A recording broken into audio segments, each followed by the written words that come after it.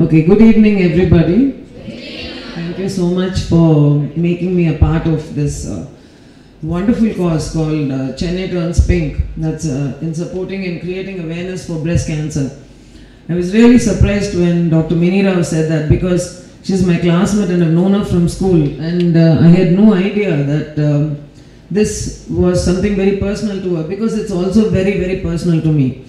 I lost my grandmother. What many people don't know is my grandmother was the first actress in the family and a very popular heroine, and she died of breast cancer in 2008. And I even have this tattoo for her because she didn't survive it, so I got the pink ribbon and this for her. I'm not going to talk about the medical aspect of it or anything, because I have no idea. I'm not qualified like many to neither counsel people. All I want to share is a small story with you.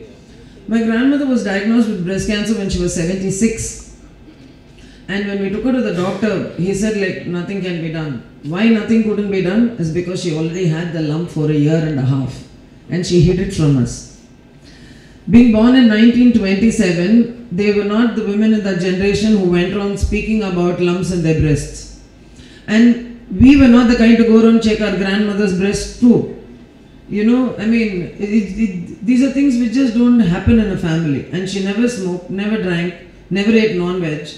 And yet there was no breast cancer in the family either. Neither of her sisters or aunts or her mother, nobody had it. This was the first case in our family. And she had the lump for a year and she hid it from us.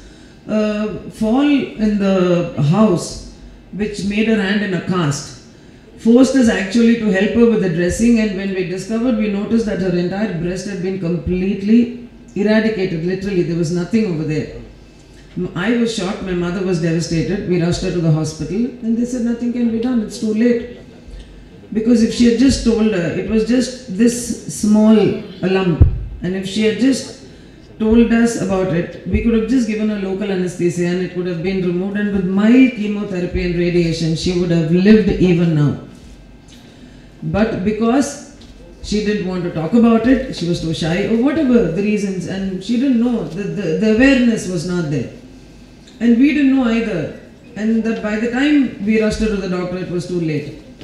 And so she asked the doctor, how long would I live? He said, no idea. She said, with chemotherapy? He said, no idea. She said, fine, so ditch it. I'm not going to go bald and ugly and rot and die. Since I anyway have it now, there's nothing I can do about it. So just prolong my life as long as I can. And she continued to live with the breast cancer, kicking everybody in the house and screaming and shouting at all of us. And just suffered for a month. And she passed away in 2008, 4 years later, without chemo, which is mild medication, because there was no point in giving chemotherapy, it was a bit too late. So don't let something like that. It till today brings back a deep sense of, I got the tattoo itself because I needed something to represent her, and from that day started my support to breast cancer awareness. One thing we must understand is, it's the only cancer which men don't get. It is exclusive to us.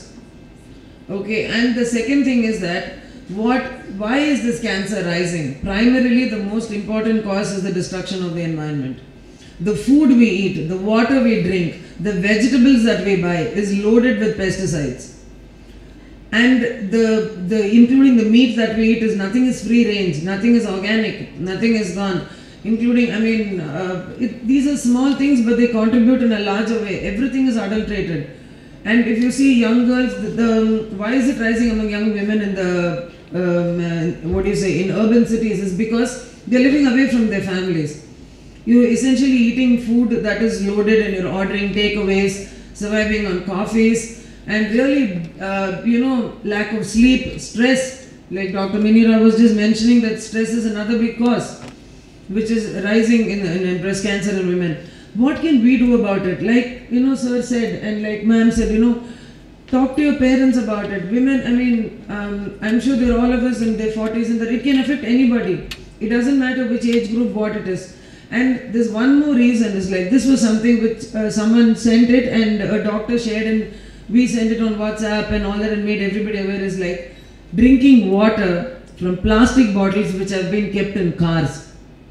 A lot of urban women who drive to work in software companies, all of them have bottles of water which is in their car. What happens when they park their cars for a long time?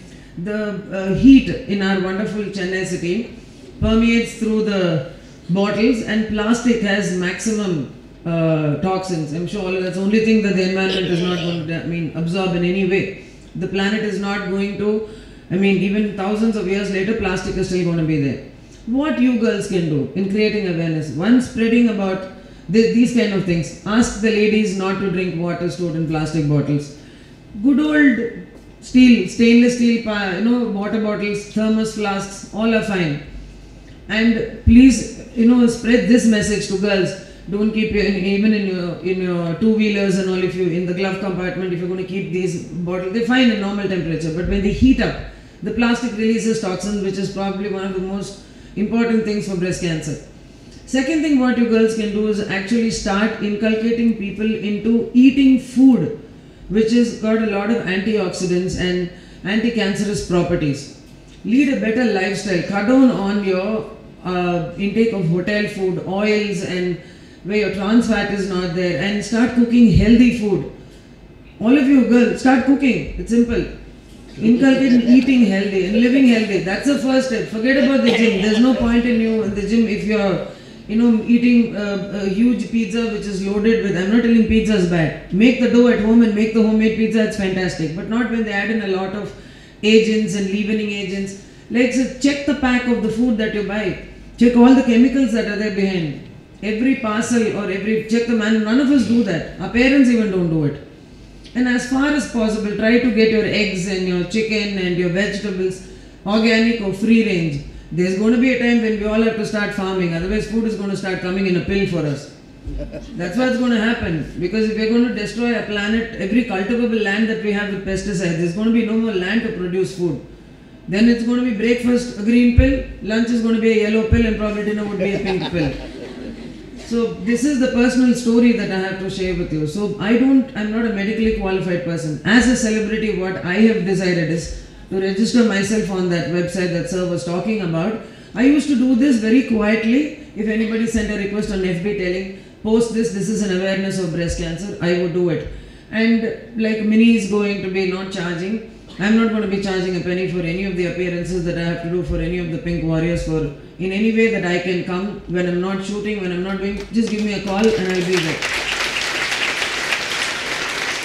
And I have to thank first and foremost only Dr. Mini Rao for me being aware, because if she hadn't even brought up this event and put me on to Anand Kumar sir, I would have never even known about it, because I'm that unaware of these kind of events happening. So I should thank Mini for this, and I should thank ma'am as well as Anand Kumar sir for calling me aware, and for all you wonderful girls for so patiently listening to me. Thank you so much.